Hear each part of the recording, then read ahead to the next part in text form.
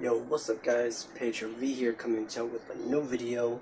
This one's going to be part 2 to the second 9/11. This one won't be about the Super Bowl, but about the Hoover Dam. I'm going to make a series of these videos, so hopefully y'all tune in, comment, like, subscribe, tell me what you think. Also, with that being said, God bless y'all and enjoy the video. Think about what happens if the electric grid were to go down. No more power in your home, hospitals, airports, banks, ATMs, satellites, telecoms. The list is endless. U.S. intelligence believes hackers are already inside the grid with hundreds of thousands of probes and attacks every single day. And we just learned, Sophia, I hope you're listening to me, that you have been now awarded what is going to be the first Saudi citizenship for a robot. Oh, I would thank very much the Kingdom of Saudi Arabia. Saudi Arabia is known for discriminating against women and migrants. Critics therefore found it especially odd that Sophia received citizenship while breaking commonly followed rules of Saudi Arabia's guardianship system, which applies to women in the country. Sophia not only addressed the crowd without wearing a head covering, but also appeared without a male guardian. Sophia also got citizenship on his first visit, while many migrant workers are stuck stateless.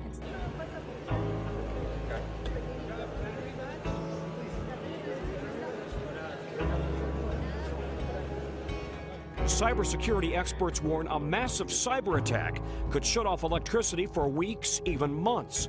And much of the power grid has already been penetrated by Russian intelligence. Chinese and the Russians are nearing our area of operations in the Western Pacific. We feel like this could get out of hand real fast. This was classified above top secret.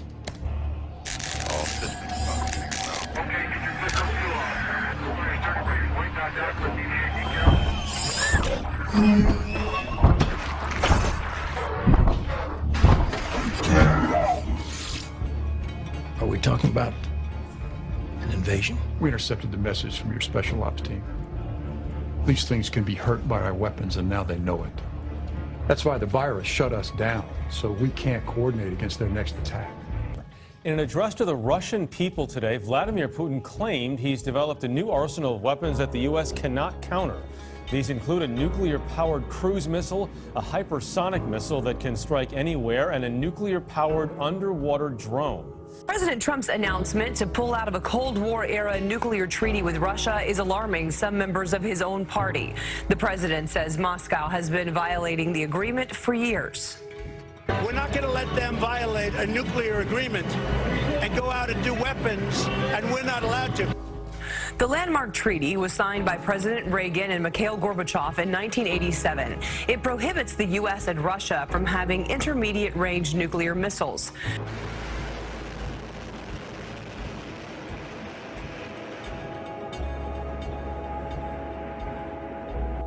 Russia says the scrapping of a Cold War-era nuclear pact, with the United States, may lead to an arms race and direct confrontation between several global regions. Cold War. There should be no doubt in anyone's mind that after the invasion of Georgia, the invasion of Ukraine, the intervention in Syria, the meddling in our election, the attack last week by Russian mercenaries on U.S. forces in Syria, that we are again in a Cold War. We are in conflict with Russia, and the statements yesterday are a reflection of that. We got a stark warning today. A report says that the U.S. has lost its military edge and could lose a war against China or Russia. Now, Russia has warned of a global conflict in case the Cold War-era nuclear pact with the United States collapses. The Russian Foreign Ministry says several global regions could plunge into an arms race or even a direct confrontation if the Intermediate-Range Nuclear Forces Treaty is scrapped. Russian President Vladimir Putin held his end-of-the-year conference today where he had praised and also a warning for the United States. At the conference, Putin called the move to withdraw U.S. troops from Syria the right decision. We're going to have a shutdown. There's nothing we can do about that. With the government shut down around him, President Trump has spent most of Christmas Eve on his phone and alone at the White House, the first president to spend the holidays in Washington since Bill and Hillary Clinton 18 years ago. The president hasn't been seen anywhere for 3 days, except on Twitter, where he has been making grievance the reason for the season. tweeting, "I'm all alone, poor me in the White House, waiting for Democrats to come back and make a deal on desperately needed border security." That message coming minutes before First Lady Melania Trump was seen departing Florida to return to the White House early because of the shutdown. Trump's demand for border wall funding has even prompted some Republicans to question whether the fight is all for show. Americans, we are the nation that built the Golden Gate Bridge in 4 years and the Hoover Dam in 5. Now it takes as much as a decade just to plan a major permit or a major infrastructure or anything even remotely major in our country. And that's ridiculous. And it's going to change.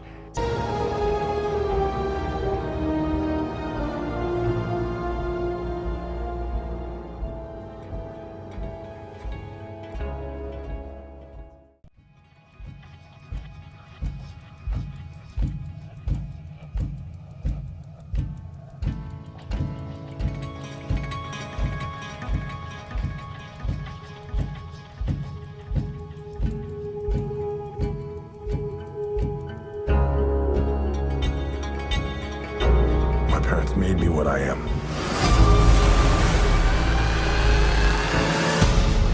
I am the protector of the deep. In this trident resides the power of Atlantis. The war is coming to the surface whether you like it or not.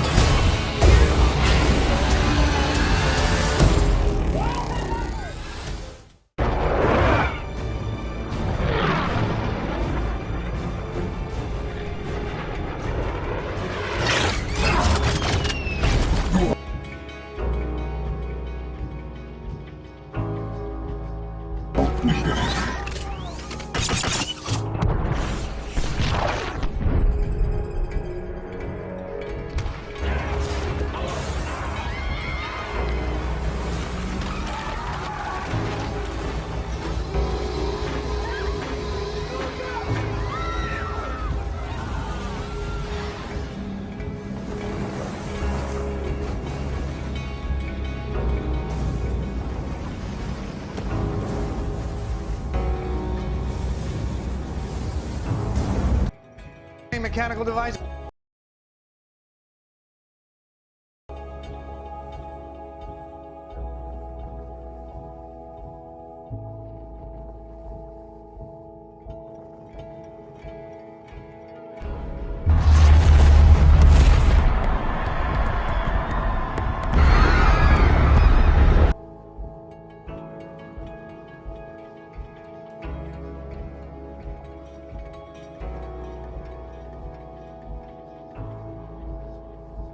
The Skull and Bones secret society was originally called the Brotherhood of Death.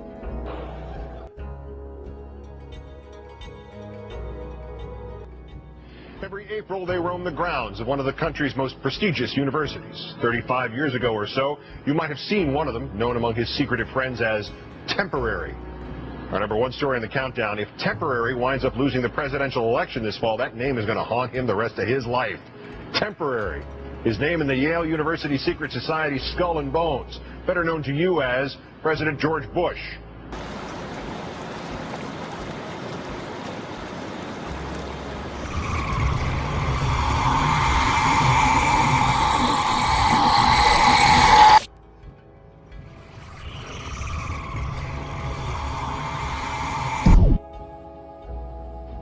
What's changed?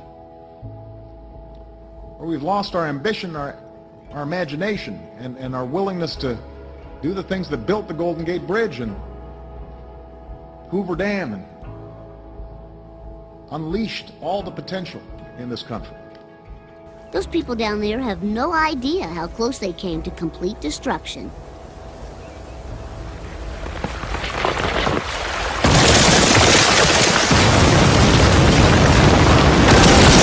Marge, I'm going to look for the kids.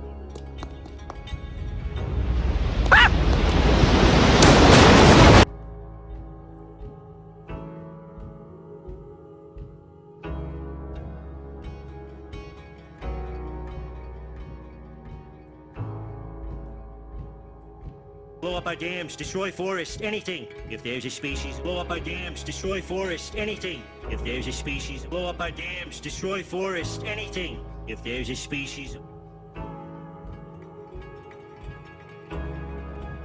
Exactly. There was nothing. We drove your entire neighborhood just to check and make sure you guys were okay. Us too. And we've never been through this, not in 20 years. Before going any further, I want to say a brief word about the devastating wildfires in California, the likes of which we've never seen before. We mourn the lives of those lost, and we pray for the victims. And there are more victims than anybody would ever even think possible. The partial shutdown of the federal government. Lawmakers failed to reach a deal to fund about 1/4 of the federal government Friday because President Trump is insisting on $5 billion in funding for his border wall. Now 9 federal departments and dozens of agencies are closed, and more than 400,000 federal employees will work without pay.